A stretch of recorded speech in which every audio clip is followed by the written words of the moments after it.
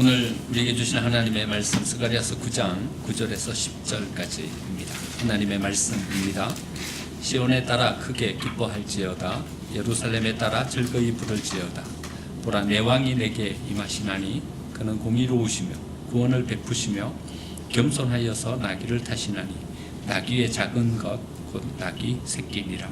내가 에브라임의 병거와 예루살렘의 말을 끊겠고 전쟁하는 활도 끊으리니 그가 이방 사람에게 화평을 전할 것이요 그의 둥치는 바다에서 바다까지 이르고 유브라데 강에서 땅끝까지 이르리라. 아멘. 약속을 붙잡고 현재를 사십시오 라는 제목으로 이렇게 말씀을 드리겠습니다. 지난 여름 많이 더우셨죠? 참 힘든 여름을 보낸 것 같습니다. 좀 더워도 이렇게 더울 수 있는지요? 더위가 조금 가시고 나니까 또 집중호우가 정신을 번쩍 나게 합니다. 얼마나 비가 세차게 내리는지요. 하늘이 구멍난 것처럼 비가 세차게 내립니다. 근데 또 일기예보를 들어보니까 올겨울은요 가장 추운 또 겨울이 될 거라고 그렇게 예보하고 있습니다. 기후가 많이 달라졌다 하는 어떤 그런 느낌을 체감하게 됩니다. 그런데 태풍, 폭풍우 이 모든 것이요 다 지구가 스스로 균형을 맞추어 가려고 하는 어떤 그런 움직임이라고 합니다. 우리는 날씨가 안 좋다 이렇게 이야기하는데요, 안 좋은 날씨는 없대요. 다 좋은 날씨래요. 왜냐하면요 이런 어떤 과정을 통해서 지구가 균형을 잡아가고 이 지구가 사람이 살만한 어떤 그런 기후와 어떤 토양으로 이렇게 변해가기 때문에 그렇다는 거죠. 거대한 바다에 산소와 유기물을 공급해 주려면요 태풍이 와야 된대요. 정체되어 있던 대기가 한번 순환하려면요 어떤 그 폭풍이 몰아쳐야 대기가 순환되면서 지구 전체적인 어떤 균형이 이렇게 잡혀지게 된다는 거죠. 온난화가 진행되면 진행될수록요 이 기후의 변화가 급격하게 바뀐다는 거예요. 지구의 어떤 기온이 올라가면 올라갈수록 균형을 잡으려고 하는 어떤 그런 움직임이 더 격하게 이렇게 움직여지게 된다는 거죠. 그래서요 지난 3월 타계한 스티븐 호킹 박사는요 이렇게 이야기했어요. 이 모든 그 지구의 변화의 어떤 원인은 온난화다. 지구가 자꾸 뜨겁게 되는 것이다. 그런데 온난화가 되어가는 이 과정을 바라보면 한 200년 정도 지나고 나면 이 지구는 사람이 살 수 없는 기후로 변하게 될 것이다. 그러니까 200년이 되기 전에 빨리 지구를 떠나야 된다. 이렇게 이제 이야기를 하고 세상을 떠났습니다. 환경학자들도 그래 이야기를 합니다. 모든 원인은 지구 온난화에 있다. 그래서 그 원인을 어디에서 그 예를 어디에서 찾냐 하면요 금성에서 예를 찾고 있습니다. 금성의 대기는요 한 95% 정도가 이산화탄소래요. 이산화탄소가 온실 효과를 일으키는 거예요. 온실 효과를 일으켜서 금성의 대기가 섭씨 400도에 이르고요. 금성 안에는 초속 360m의 폭풍이 불고 있다는 거예요. 이게 다 뭐 때문에 그러냐 하면 대기가 이산화탄소로 이루어져 있기 때문에 온실 효과로 인해서 금성이 이렇게 어렵다는 거예요. 그런데 이산화탄소를 비롯한 탄소로 인한 온실 효과를 싹 제거해버리면 금성이 어떤 행성으로 변하게 되냐 하면 평균 기온이 27도 정도인 아열대 기후로 변하게 된다는 거예요. 태양하고 가깝게 있기 때문에 금성이 뜨거운 게 아니라 온실 효과 때문에 금성이 뜨겁다는 거예요. 지구도 보면 지구 전체가 얼음으로 뒤덮여 있었을 때가 있었어요. 그러면 지구가 얼음으로 뒤덮여 있었을 때가 지구가 태양에서 멀어졌기 때문에 지구가 차가워졌습니까? 그런 것이 아니라요. 지구 대기 가운데 이산화탄소가 줄어드는 거예요. 이산화탄소가 줄어드니까 태양에서부터 오는 열을 지구 안에 가두어 주지 못하고 다 밖으로 발산해 버리고 나니까 지구 안에 이런 얼음으로 모든 것이 다 뒤덮이는 이런 시대가 있었다는 거죠. 그런데 이제 이산화탄소가 점점 많아지니까 태양으로부터 오는 열이 밖으로 빠져나가지 못하고 점점 자꾸 지구 안에 갇히는 거예요. 그래서 지구의 온도가 점점 올라간다는 거예요. 지구의 이 급격한 어떤 기후 변화를 막으려면 어떻게 돼야 되냐 하면 이산화탄소의 배출, 탄산가스의 배출을 줄여야 한다는 거예요. 그래서 세계는 기후변화 협약을 맺었어요.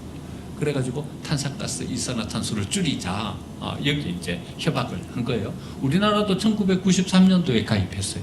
그래서 어떻게 하면 이산화탄소를 줄일 수 있을까에 같이 동참하고 있습니다.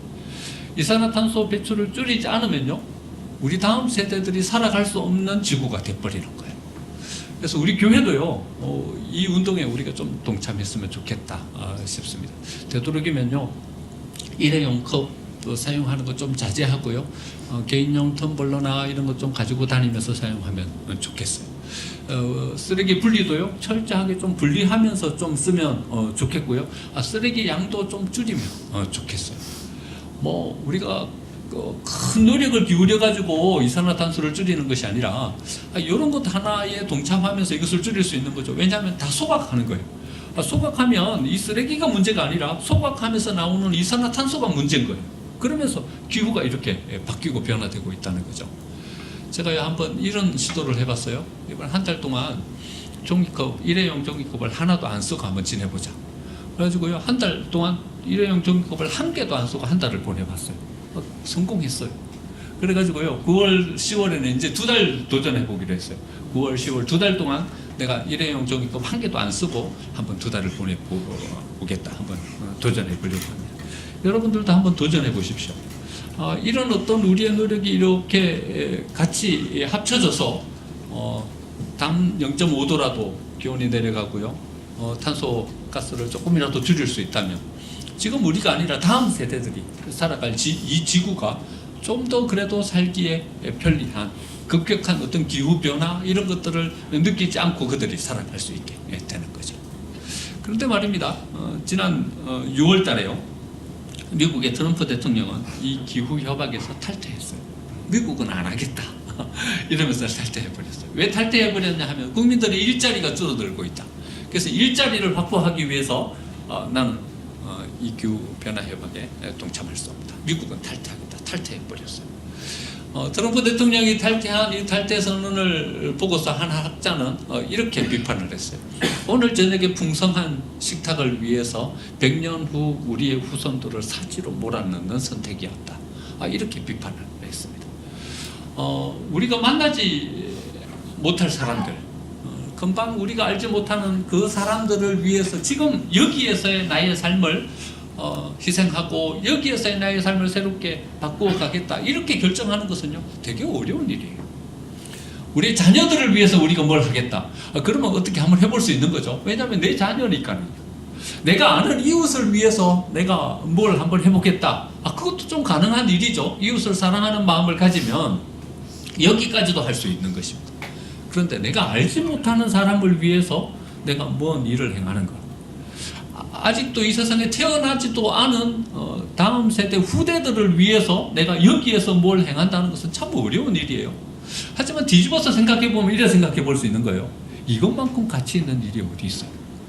내가 볼 수 있는 사람들, 만나는 사람들, 이 사람들을 위해서 뭔가를 행하는 것은 사실은 조금만 마음을 쓰면 할 수 있는 거죠. 왜냐하면 보이니까는요. 우리의 자녀니까는요. 그런데 멀리 있는 사람들을 위해서 뭔가를 행할 수 있다면 이것은 정말 가치 있는 일인 것입니다. 여러분, 미래를 바라보면서 현재를 살아야 돼요. 미래가 주는 메시지, 그것을 붙잡고서 현재의 뭔가를 결정하면서 나아가야 돼요. 여러분, 가장 어리석은 사람은요, 현재가 주는 그 환경에 의해서 현재의 삶을 선택하면서 살아가는 사람입니다. 변화되는 어떤 이런 상황에 매여서 지금의 삶을 선택하면서 나아가는 것, 이것만큼 어리석은 것이 없는 것입니다. 여러분, 세상에서 가장 불행한 사람들이 어떤 사람들입니까? 지금 가난해서 지금 어렵게 살아가고 있는 이 사람들이 불행한 사람입니까? 여러분, 그렇지 않습니다. 가난한 것이 불행한 것이 아니라 미래를 바라볼 수 있는 눈이 없는 것이 불행한 것입니다. 여러분, 우리의 능력이 한계가 있어가지고 여러 경쟁에서 뒤지고 패배자의 자리에 서는 것, 이런 사람들이 불행한 사람입니까? 지금 패배자의 자리에 서가지고 지금 진 사람이 불행한 사람이 아니라 미래를 못 보는 사람이 불행한 사람인 것입니다. 여러분, 슈베르트는요, 너무 가난해가지고 피아노 한 대 살 돈이 없었어요. 그래가지고 어디 가서 작곡했냐 하면 친구 집 가가지고 작곡했고요, 교회 와가지고 교회 피아노를 치면서 작곡을 했어요. 그래도 여러분, 수모와 같은 우리의 마음 가운데 위로를 주고 평안을 주는 이런 곡을 자꾸 해내잖아요. 가난이 문제입니까? 내가 쓸 돈이 없는 것이 불행입니까? 그것이 아니라 미래를 못 내다볼 수 있는 것, 더 희망을 바라볼 수 없는 것, 이게 우리의 불행인 것입니다. 루즈벨트는요, 정말 불행한 어떤 현실을 접하게 됩니다. 38세에 되던 1920년대에요. 그는 부통령으로 추대를 받게 돼요. 부통령으로 추대받고 그가 부통령이 된다는 것에 대해서 누구도 의심하는 사람이 없었어요. 그런데 상황이 꼬여지기 시작하고요. 여러 가지 어떤 정치적인 상황이 혼란스럽게 되더니 그냥 부통령에서 낙마하게 돼요. 젊은 나이에 부통령이 된다는 부푼 꿈을 안고 섰지만은요, 낙선하고 낙마하고 난 다음에 그는 정말 절망의 어떤 좌절에 휩싸이게 됩니다. 그 절망감을 안고 자기의 어떤 별장에 가가지고 이렇게 시간을 보내는데요. 별장에 가서 시간을 보내도 잘못해갖고 연못에 빠졌어요. 연못에 빠졌는데 그 연못에 빠졌다가 이렇게 좀 상처가 난 그 상처 속으로 뭐가 들어가냐 하면요, 소아마비 바이러스가 들어가게 돼요. 나이가 39세인데 소아마비가 걸렸어. 여러분, 소아마비가요, 나이가 들어도 걸려요. 우리가 안 걸리는 이유는요, 예방주사를 맞았기 때문에 안 걸리는 거지. 소아마비 바이러스가 걸리는 거예요. 들어가가지고요, 39세의 나이에 반신불수가 되어버려요. 일어나지도 못하고 누워서 지내게 되는 거예요. 그런데 그는요, 처절한 재활의 훈련의 과정을 거쳐요. 그리고는 겨우 휠체어를 타고 이제 활동을 재개하게 되었고요. 마침내 그는 대통령 당선되게 됩니다. 1932년. 그리고는요, 뉴딜 정책을 통해 가지고 미국을 대공황에서 구원해내는 대통령으로 서게 되는 거죠. 여러분, 현실, 여기 속에서 우리가 접하게 되는 이것이 문제입니까? 현실, 여기 속에서 주는 메시지, 그것을 붙잡고 우리의 삶을 살아가게 된다면요, 여러분, 우리는 미래를 생각할 수 없게 되는 거예요. 더 희망을 생각할 수 없게 되는 거예요. 거기에 붙잡혀서 우리는 불행한 삶을 살아가게 되는 거죠. 여러분, 왜 자꾸 우리가 현실에 붙잡히게 됩니까? 왜 자꾸 현실에 붙잡히게 되냐 하면요, 우리의 삶이 너무 바빠서 그래요. 미래를 생각할 겨를이 없어요. 하나님이 우리에게 허락해 주신 은혜를 은혜로 생각하지 못하게 하는 거예요. 너무 바쁘고 분주한 삶, 거기에 붙잡혀서 우리의 삶을 살아가게 되는 거예요. 또 우리의 능력의 한계, 거기에 붙잡히게 되는 거예요. 뭘 하려고 해도 우리의 능력에는 한계가 있어요. 더 나은 곳으로 나아가려고 해도 우리의 발목을 붙잡고 거기에 멈추어 서게 하는 어떤 능력의 한계에 붙잡히게 되는 거예요. 바쁘죠. 우리의 능력은 한계가 있죠. 그러니까 우리는요, 미래를 못 보는 거예요. 그리고는 현실의 삶에 붙잡혀서 하루하루 바쁜 일들을 처리하고 우리의 바쁜 일생에 매여서 우리의 삶을 살아가게 되는 거죠. 왜 자꾸 현실이 주는 메시지 그것밖에 못 봅니까? 왜 자꾸 우리가 가진 능력의 한계 여기에 붙잡혀서 우리는 희망을 못 가지고 미래를 못 꿈꾸고 살아갑니까? 이 모든 것들이 우리를 옥죄면서 나오기 때문이죠. 하지만 하나님의 말씀은 우리에게 뭐라고 말씀하시냐면요, 현실이 주는 메시지 거기에 붙잡히지 마라. 우리가 가진 능력의 한계 거기에 붙잡히지 마라. 미래를 바라봐라. 그 미래가 주는 메시지 그것을 우리의 가슴 속에 담고 현실을 결정하면서 삶을 살아가라. 이렇게 말씀하고 계십니다. 미래를 꿈꾸면서 살아갔던 우리가 잘 아는 대표적인 사람이 요셉입니다. 요셉은요, 베냐민이 태어나기 전까지 말째 아들이었어요. 그렇죠? 베냐민이 야곱이 가나안으로 돌아오는 그때에 낳았으니까 그 전까지는 말째 아들로 삶을 살아갔던 거죠. 위로 형이 10명이에요. 여러분, 위로 형이 10명이면요, 팔레스타인 지방에서는 희망이 없는 자리예요. 절망의 자리예요. 태어나 봤는데 보니까 위로 형이 10명이에요. 그러면 희망이 없는 그런 삶인 거죠. 하지만요, 희망이 없는 절망의 자리에서도 요셉은 꿈꾸는 사람이었어요. 해와 달과 11별들이 자기에게 꿈꾸는, 11곡식단이 자기의 곡식단을 향하여서 절하는, 이런 꿈을 꾸고 살아가는 사람이었어요. 여러분, 이런 꿈을 꾸고 나면요, 아무리 그 꿈이 특징적인 꿈이어도 얼마나 오래 기억하겠습니까? 여러분들이 꿈 중에서 기억하고 계신 꿈이 있으십니까? 좀 특이하고 요상스러운, 뭔가 희망을 주고 기분 좋은 꿈을 꾸었던 기억은 있는데요, 그 꿈이 어떤 꿈이었는지 내용을 기억하는 사람은 잘 없어요. 그거는 잊어버리는 거죠. 하지만 요셉은요, 이 꿈을 잊어버리지를 않는 거예요. 그가 형들에게 종으로 팔려서 애굽의 노예가 되었는데도요, 그 노예로서의 삶을 살아가면서도 이 꿈을 붙잡고 서는 거예요. 하나님께서 내게 희망을 주셨다, 꿈을 주셨다. 나의 현실의 삶은 노예이지만, 나의 현실의 삶은 고되고 매일매일 주인으로부터 어떤 일이 떨어지는 그런 삶이지만, 하지만 요셉은요, 현실이 주는 메시지 거기에 붙잡히지 않고요, 미래가 자기를 향해서 던져주는 그 메시지를 붙잡고 현실의 삶을 결정하면서 나아가게 되는 거예요. 옥에 갇혔어요. 왕의 제수들이 갇히는 감옥이에요. 왕의 제수들이 갇히는 감옥. 거기서 주는, 현실이 주는 메시지는 뭡니까? 죽는 거예요. 왕의 제수들이 갇히는 감옥, 반역자들이 갇히는, 왕의 마음에 합하지 않은 사람들이 갇히는 감옥인 거예요. 그 감옥에 들어가면 절망인 거예요. 죽는 거예요. 보디발이요, 요셉을 거기 왜 가뒀냐 하면요, 요셉을 끝장내려고, 처단하려고 거기에다 가둔 거예요. 현실이 주는 메시지는요, 절망이에요. 인생의 끝이에요. 이제 여기서 더 이상 뭔가를 희망할 수 없는 거예요. 하지만 현실이 주는 메시지에 거기에 붙잡히지 않고요, 요셉은 뭘 붙잡냐 하면요, 어린 시절 하나님께서 그에게 허락해 주셨던 그 꿈을 붙잡고 거기서 서는 거예요. 얼굴 표정이 다른 거예요. 삶의 태도가 다른 거예요. 옥에 모든 것을 맡아서 주관하던 전옥이요, 요셉한테 모든 것을 다 맡기는 거예요. 얼굴 표정이 다른 거예요. 왜 그래요? 희망을 바라보기 때문에. 현실이 주는 메시지, 현실이 주는 한계, 거기에 붙잡히는 것이 아니라 미래를 꿈꾸는 사람으로 그가 서 있기 때문에 그런 것이죠.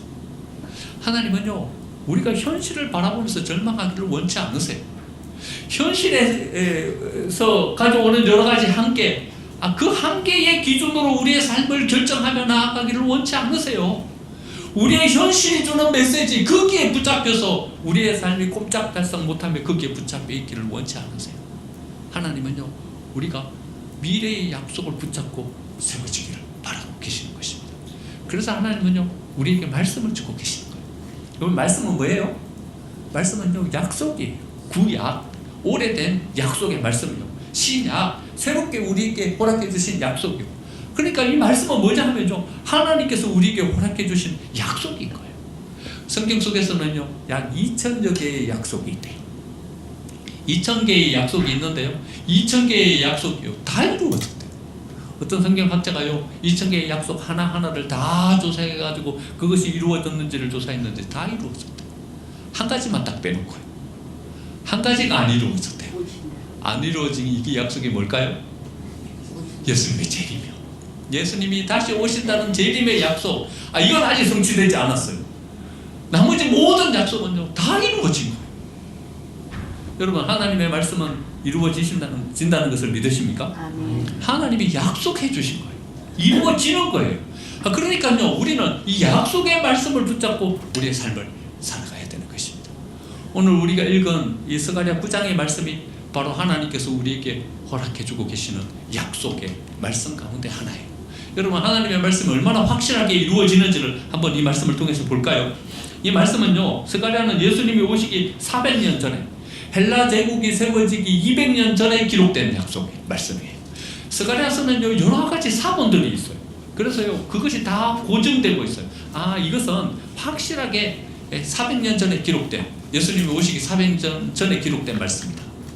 얼마나 확실하게 이루어졌는지요, 스가랴서를 보면서요, 어떤 신학자들은 이렇게 이야기하는 신학자들이 있어요. 이 말씀은 예수님 오시기 전에 400년 전에 기록된 것이 아니라 아마 그 이후에 기록되었을 것이다. 어쩜 이렇게 모든 것들을 정확하게 예언하면서 기록할 수 있을까? 그러니까 이것은 예언의 말씀이 아니라 이미 모든 역사가 다 끝나고 난 다음에 아마 예언의 형식을 취해가지고 어떤 사람이 기록했을 것이다. 이래 이야기하는 신학자들이 생길 정도로 명확하게 하나님이 그 다음 세대에 이루어질 일들에 대해서 예언해주고 계십니다. 헬라 제국이 일어날 것을 하나님께서 예언으로 말씀해주고 계셔요. 13절 말씀 보면요, 우리가 읽지 않았지만 13절 말씀 보면 이렇게 말씀하셔요. 내가 유다를 당긴 활로 삼고 에브라임을 띄운 화살로 삼았으니 시온아, 내가 내 자식들을 일으켜 헬라 자식들을 치게 하며 너의 용사의 칼과 같게 하리라. 이 헬라라는 단어가 나와요. 헬라 제국은요 아직 세워지지도 않았어요. 200년은 더 있어야지 제국이 세워져요. 그런데 헬라 제국을 유다 백성들이 이기게 될 것이라는 약속을 해주셔요. 그리고 나라의 이름까지 정확하게 헬라라고 나와요. 그러니까 신학자들이 이래 이야기하는 거예요. 이건 후대에 기록되었을 것이다. 그런데요, 여러 사본들이 이미 그 이전에 기록된 사본들이 나오는 거예요. 헬라라고 이렇게 기록하고 있고요. 마카비가 실제로 독립전쟁을 일으켜서 헬라 제국을 무너뜨리고 이스라엘을 독립시키는 이 역사를 이루지 않습니까? 그대로 그 말씀이 이루어지고 있는 거예요. 그 나라 안에 알렉산더 대왕이 일어나게 될 것이라는 것을요, 그 알렉산더 대왕이 모든 나라를 정복하게 될 것이라는 것도 오늘 말씀 속에서 예언하고 있어요. 우리 읽지는 않았지만요, 3절 4절 말씀이 두로에 관한 예언이에요. 두로는 자기를 위하여 요새를 건축하며 은을 티끌같이 금을 거리에 진흙같이 쌓았도다. 주께서 그를 정복하시며 그의 권세를 바다에 저 넣으시리니 그가 불에 삼켜질지라. 두로가 멸망할 것을 예언하고 있어요. 두로는요 강화도와 비슷한 땅이에요. 그러니까 육지가 아니고 섬이에요. 해안선에서요 한 800m 정도 떨어져 있어요. 둘레는 한 4km 정도 되는데요, 그 4km가요 전부 다 절벽이에요. 그러니까 사람들이 성을 쌓지 않아도 절벽으로 이렇게 세워져 가지고요 천연의 어떤 요새가 된 거예요. 아무도 이 두로는 전부 못해요. 두로가 페니키아의 한 그 수도예요. 페니키아가 어딘가 하면 바로 성경에서 나오는 블레셋이에요. 블레셋의 가장 중요한 성읍이에요. 이게 수도예요. 두로. 아무도 이 그 도시를 정복하지 못하는 거예요. 아수르 살면 에셀이요 모든 땅을 다 점령했어요. 딱 두 곳만 빼놓고 남유다를 정복하지 못했어요. 그리고 이 두로를 정복하지 못했어요. 나중에 그 이 두로를 정복할 것이다라고 하나님께서 예언해 놓으신 대로요, 알렉산더 대왕이 이 도시를 점령하게 돼요. 알렉산더 대왕이 남하하면서 보니까 이 두로가 요새인 거예요. 아무도 점령하지 못할 그런 성으로 세워진 거예요. 그래서 어떻게 이 땅을 점령하게 되냐 하면요, 군사들에게 이렇게 명령, 활을 다 놔라, 칼도 다 놔라, 그리고 내일부터 바다를 메꾸라 이렇게 명령을 내려요. 그래서 군사들이요 모든 활과 칼을 다 놓고 그 다음부터 뭘 하냐 하면 바다를 메꾸기 시작하는 거예요. 바다를 메꾸기 시작해서요 800m 되는 거기에 도로를 내요.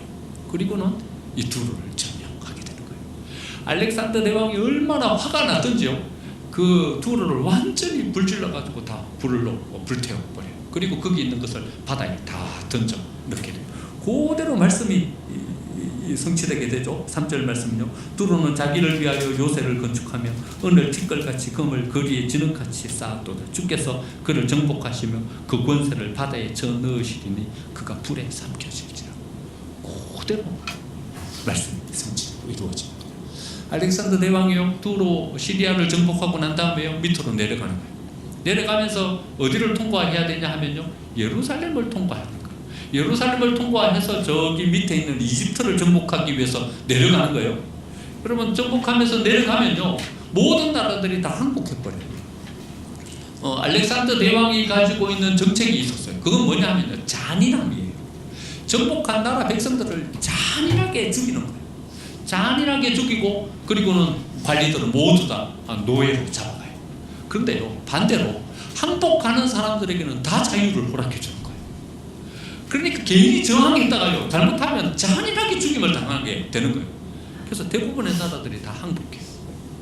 내려가면서 예루살렘을 거쳐서 애굽으로 내려가는데 예루살렘이 어떻게 해야 될지 이제 결정해야 되는 거예요. 항복해야 될지 아니면 끝까지 저항해야 될지.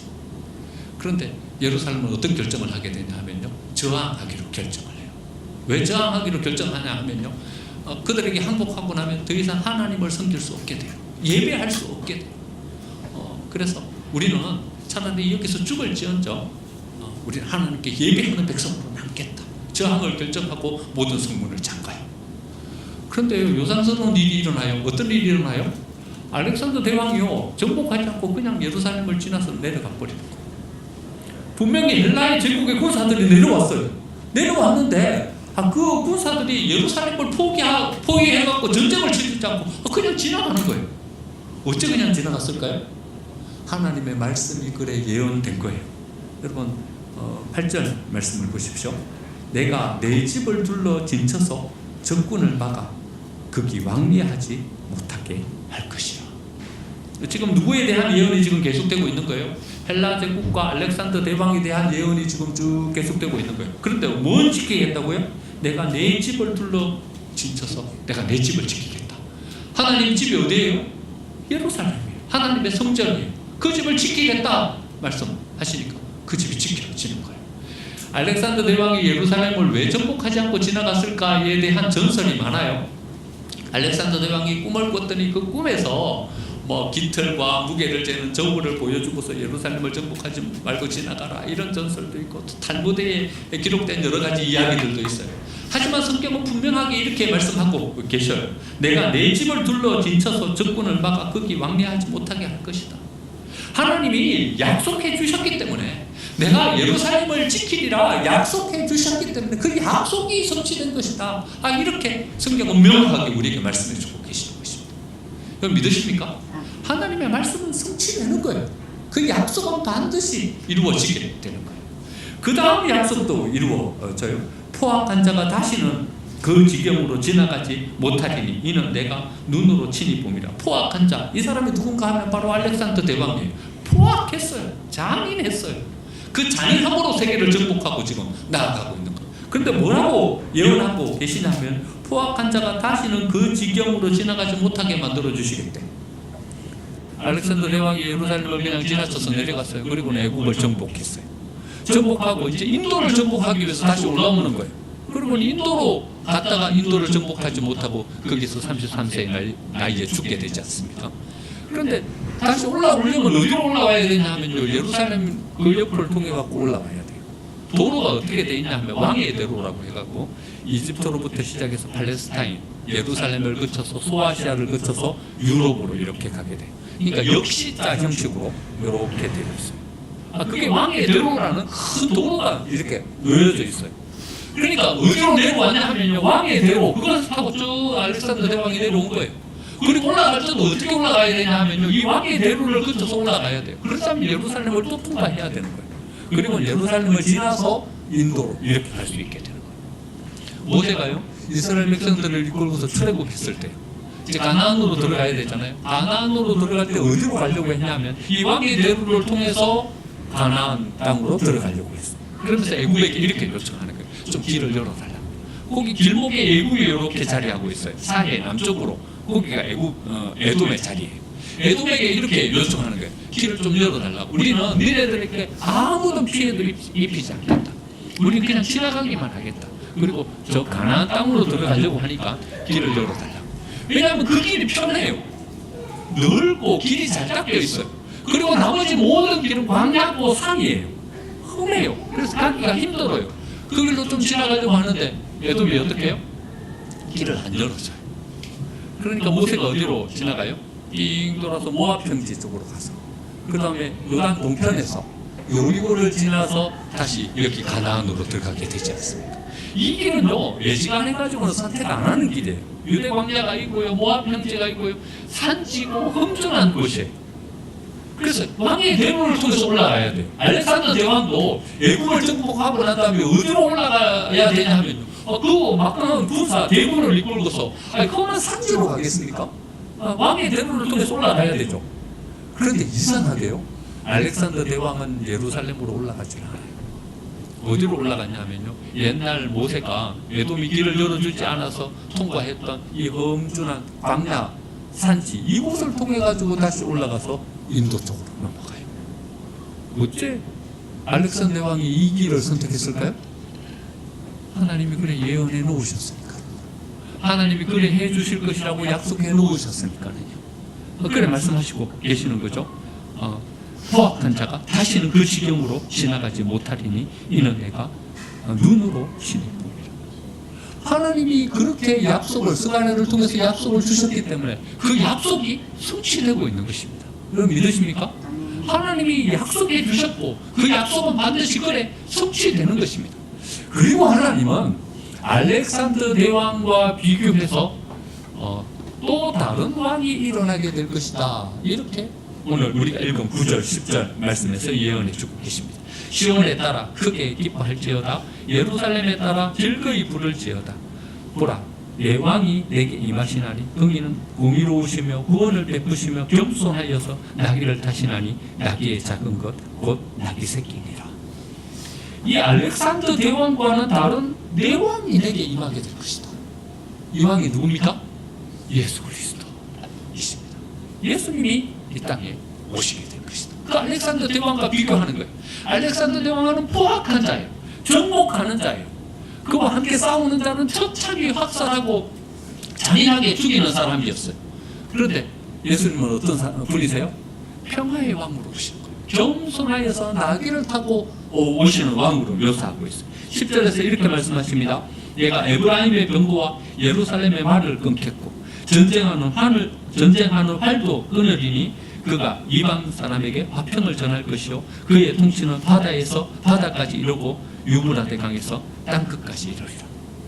우리는 예수님이 오시면요, 메시아가 오시면 어떤 메시아가 오실 것이라고 기대하냐 하면요, 군대를 일으켜가지고 제국을 형성하고 이스라엘이 제국이 되어서 로마를 무너뜨리고 이스라엘 제국을 형성하게 될 것이다. 이래 기대했어요. 그런데 명확하게 10절에서 그렇게 말씀해 놓으셨어요.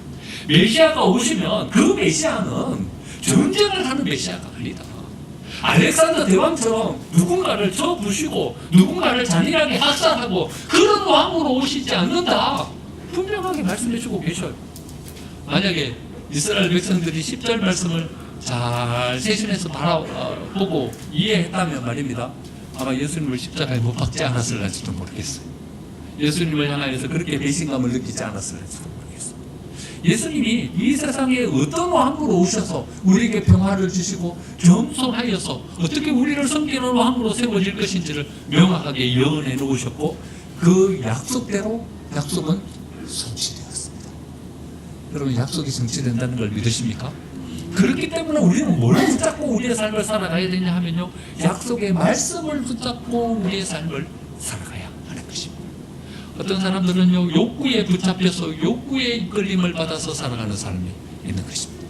여러분, 배고프면 밥 먹고요, 졸리면 자고요. 욕구가 우리에게 주는 동기를 쫓아서 우리의 삶을 살아가시는 분들은요, 적어도 우리의 생명을 지켜갈 수 있어요. 우리 욕구가 주는 힘이 크죠, 그렇죠? 하지만 이 욕구는 우리의 생명을 잘 지켜주는 그런 역할을 해요. 하지만 욕구를 쫓아서 우리의 삶을 살아가면요, 우리의 생명을 지키는 그 이상의 것을 우리가 기대하기는 힘이 듭니다.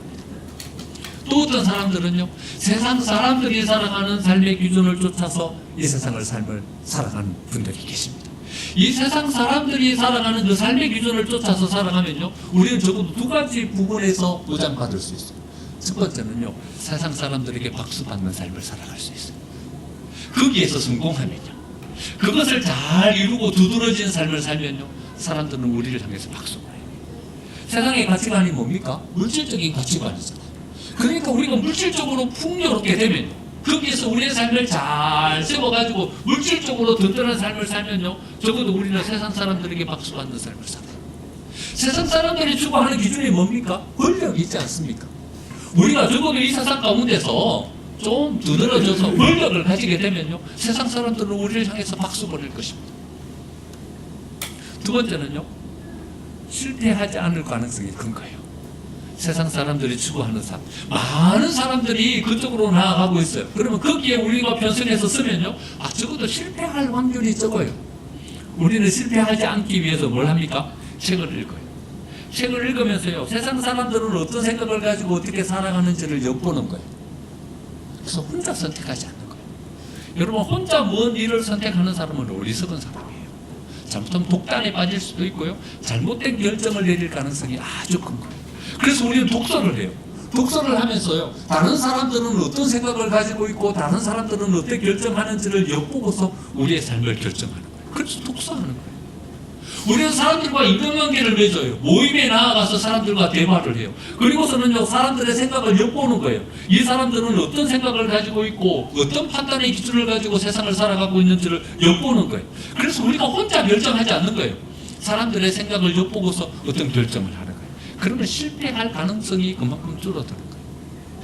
세상 사람들이 가지고 있는 여러 가지 기준에 편성해서 삶을 살아가면요, 적어도 세상 사람들에게 박수 받는 인생은 될 수 있고요, 적어도 우리가 실패할 수 있는 확률을 그만큼 줄일 수 있는 거예요. 하지만 우리는요, 이런 질문을 우리 스스로에게 해봐야 돼요. 행복한가? 행복한가? 여러분, 우리를 바라보는 관객들이 다 떠나고 난 다음 홀로 남겨지게 되었을 때, 여러분들 모임을 하고 난 다음에 혼자 집으로 돌아올 때, 그때 우리 스스로에게 한번 질문해 봐야 돼요. 행복하냐? 스스로에게 한번 질문해 보십시오. 여러분, 세상이 주는 것은요, 세상 사람들에게 박수 받을 만한 인생을 우리가 세워갈 수 있을지 모르지만요, 우리가 정말 가치 있고 행복한 삶을 살아갈 수 있게 만들어주지는 못합니다. 세상은요, 우리에게 안전을 주는 것이지 우리에게 행복을 주지 않습니다. 세상은요, 보편적인 것을 우리에게 주는 것이지 어떤 가치 있는 것을 우리에게 주는 것이 아닙니다. 그렇기 때문에 우리는 행복하지가 않을 가능성이 큰 것입니다. 하지만 이것보다도요, 어떤 꿈을 가지고 우리가 이 세상을 삶을 살아간다면요, 우리는 행복해질 가능성이 큽니다. 우리가 꿈꾸는 어떤 그런 인생을 만들어 간다면 말입니다. 우리가 어떤 희망과 어떤 소망을 가지고 우리의 삶을 살아간다면요, 우리는 행복해질 가능성은 커요. 사람들에게 박수 받는 인생은 아닐지라도요, 내가 성취하고 내가 이루고 싶은 그 일을 성취하면서 그 일을 만들면서 살아가면요, 적어도 우리는 행복해질 가능성이 있어요. 꿈이 없으세요? 그럼 꿈을 가지세요. 여러분, 미래를 향한 어떤 희망을 가지지 않고 계셔요? 여러분, 미래를 향한 희망을 가지세요. 그래야 우리가 행복해질 수 있어요. 우리의 삶의 행복은요, 소유에 있지 않아요. 많은 것을 가진다고 여러분 행복해지실 것 같아요? 많은 소유는 박수는 받을 수 있지만요, 우리는 행복한 삶으로 만들어주지는 않아요. 가치 있는 삶으로 우리를 만들어주지는 않아요. 꿈꿀 때 비로소 우리의 삶은 행복해질 수 있어요. 구순잔치를 마친 어떤 한 목사님이요, 칼럼을 써가지고 기도 공부에 올렸어요. 기도 공부에서 그 칼럼을 오래전에 한번 읽었어요. 구순잔치를 한 그 목사님이요, 자기 팔순잔치 한 것을 이야기하면서 칼럼을 썼어요. 팔순잔치를 하면서 나는 그렇게 생각했다는 거예요. 참 오래 살았다. 내 나이 이제 80이 되었으니까. 우리 아버지는 70대 중반에 돌아가셨는데 나는 80까지 살았으니까 많이 살았다. 정말 바쁘고 숨가쁜 인생을 살았다. 지금 90대 되신 목사님의 삶, 여러분 어떻게 목회를 하셨겠습니까? 정말 숨가쁘게 바쁘게 목회를 하신 거죠. 숨가쁘게 바쁘게 내 인생을 살았다. 이제 내 삶을 정리해야 될 때가 온 것 같다. 그렇게 생각하면서 팔순잔치를 하셨다는 거예요. 근데 구순잔치를 하신 거예요. 구순잔치를 하시고 난 다음에 뒤를 돌아보니까요, 10년 동안 한 게 아무것도 없는 거예요. 여러분, 마지막 그 10년의 삶이 어떤 삶입니까? 금쪽 같은 삶이지 않습니까? 이제는 일에 매이지 않아도 되는 삶인 거예요. 이제 누군가에 의해서 조종받지 않아도 되는 삶인 거예요. 금쪽 같은 삶인 거예요. 지금 구순이 되었는데도요, 아직도 건강한 거예요. 뭔가를 할 수 있는 여력이 자기에게 남아있는 거예요. 그런데 그 10년을요, 그냥 허송한 거예요. 아무것도 한 것 없이 10년을 보낸 거예요. 그리고요, 구순잔치를 하면서 자기 스스로에게 선물을 했어요. 어떤 선물을 했냐 하면요, 그 옆에 있는 문화센터 컴퓨터 학원에 등록한 선물을 스스로에게 했어요. 그래서 이런 목표를 세웠어요. 나 이제 젊은 사람처럼 먼 곳에 여행하거나 세계를 즐길 수 없으니까 인터넷을 배워가지고 인터넷 세계 속에서 한번 세상을 바라봐야겠다. 내가 90까지 살면서 세워놓은 모든 목회의 노하우, 인생의 지혜를 내가 책으로 써가지고 컴퓨터에서 책으로 써가지고 후세에게 뭔가를 줄 수 있는 사람이 돼야 되겠다. 그런 새로운 비전을 가지고 시작하셨어요. 그 자녀들도요, 목사님에게 노트북을 하나 이렇게 선물해 주면서 뒷받침해 주었어요. 에세이를 이렇게 마치고 있으셨어요. 하나님께서 언제 나를 데리고 가실지 모르지만 오늘 내가 살아있다면 나는 내일을 꿈꾸겠다. 여러분, 꿈이 없으세요? 꿈이 없으면 행복이 없어요. 희망이 있으세요? 희망이 없으면 행복하지 않아요. 꿈꿀 때 우리는 행복해질 수 있고요, 희망을 가질 때 우리는 뭔가를 남길 수 있는 인생이 될 수 있어요. 하지만요, 꿈을 꾸지만 우리는 다시 또 이렇게 질문해 봐야 돼요. 꿈은 이루어집니까? 꿈꾸지만 그 꿈이 반드시 성취되리라는 보장이 있습니까? 꿈꾸지만 말입니다, 그 꿈이 반드시 성취되고 이루어지리라는 보장은 없어요. 왜냐하면요, 그 꿈은 우리에게서부터 시작되고 있기 때문에 그래요. 희망을 가지지만요, 그래서 그 희망을 이룰 부푼 행복을 가지고 나아가지만요, 그 희망이 반드시 이루어지리라는 보장이 있습니까? 이루어지리라는 보장은 없어요. 그냥 막연한 어떤 희망을 가지고 꿈을 가지고 나아가는 거죠. 그러하기에 우리는요, 약속을 붙잡고 살아가는 인생이 되어야 하는 것입니다. 여러분, 약속은 반드시 이루어집니다. 왜 이루어집니까? 내게서 주어진 것이 아니라 하나님께서부터 이루어진 것이기 때문에 그렇습니다. 하나님께로부터 주어지는 것이기 때문에 그렇습니다. 그 하나님은 어떤 분이십니까? 모든 것을 이룰 수 있는 권세와 능력을 가지신 분이십니다. 하나님께서 약속의 말씀을 우리에게 허락해 주고 계십니다. 자기를 낮추는 자에게 하나님은 높여주심의 약속을 허락해 주고 계십니다. 하나님이 그를 지극히 높여 모든 이름 위에 뛰어난 이름을 주사 하늘에 있는 자들과 땅에 있는 자들과 땅 아래에 있는 자들로 모든 무릎을 예수의 이름에 꿇게 하시고 모든 입으로 예수 그리스도를 주라 시인하여 하나님 아버지께 영광을 돌리게 하셨느니라. 자기를 낮추는 자에게 높여주심의 약속을 우리에게 주고 계십니다. 자기 것을 나누는 자에게 하나님은 또 우리에게 충만하게 부어주심의 약속을 허락해 주고 계십니다. 주라, 그리하면 너희에게 줄 것이니 곧 후이되어 누르고 흔들어 넘치도록 하여 너희에게 안겨주리라. 너희가 헤아리는 그 헤아림으로 너희도 도로 헤아림을 받게 될 것이다. 여러분, 베푸는 자에게 하나님께서 허락해 주시면 풍성함의 약속입니다. 어떻게 해요? 후이되어 누르고 흔들어 넘치도록 하여 어떻게 해요? 너희에게 안겨주리라. 여러분, 시장에 가면 대박에다가 딱 깎아가지고 정대를 주시는 분이 있죠. 그게 아니라요, 후이되어서 밑에 담긴 것보다 위에 올라간 게 더 많을 정도로 후이되어서 누르고 빈 공간이 하나도 없도록요, 누르고 흔들어서 우리에게 어떻게 해요? 안겨주리라. 다른 사람이 가지지도 못하게, 다른 사람이 빼앗지 못하게 우리에게 확실하게 안겨주시겠다 말씀하십니다. 어떤 자에게요? 주는 자에게. 이건 뭡니까? 우리에게 주시는 약속인 거예요. 약속은 반드시 성취되는 것이라고 우리는 믿고 있는 것이죠. 약속을 붙잡고 나아가야 하는 것입니다. 하나님의 말씀의 가치를 지키고 복음의 정신을 지키는 자에게 주시는 약속이 있습니다.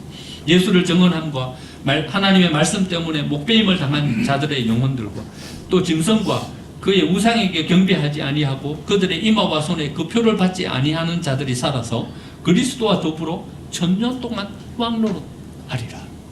하나님의 말씀의 가치를 지키는 자에게, 복음의 가치를 지키는 자에게 어떤 복을 허락해 주시겠다고요? 예수 그리스도와 함께 천년 동안 왕노릇하는 자리에 우리를 높여 주시겠다는 것입니다. 여러분, 세상에 여러 가지 가치는요, 믿을 만한 것이 못 돼요. 박수 받아도요, 좀 실패할 확률이 적은 곳으로 나아가도요, 어쩌면 우리는 행복한 자리에 세워지지 못할 수도 있어요. 꿈을 가지고 희망을 가져도요, 그 꿈이 성취되리라는 보장이 없을 수도 있어요. 하지만 약속을 붙잡고 서면요, 그 약속은 반드시 성취되고 이루어집니다. 알렉산더 대왕이 예루살렘을 정복하지 못했던 것처럼, 올라오는 길에 예루살렘 곁을 통과하지 않고 다른 길로 돌아가게 해주셨던 것처럼, 알렉산더 대왕과는 비교되는 평화의 왕으로 예수 그리스도를 우리에게 허락해 주시겠다 약속하신 그 약속이 그대로 우리에게 성취된 것처럼 말입니다. 하나님께서 우리에게 허락해 주신 약속의 말씀은 우리 가운데 성취되고 이루어질 줄 믿습니다. 세상을 붙잡고 살아가는 인생이 아니라 하나님의 말씀을 붙잡고 승리하시는 저와 여러분이 되고 우리 생명생 교회가 되기를 간절히 축원드립니다.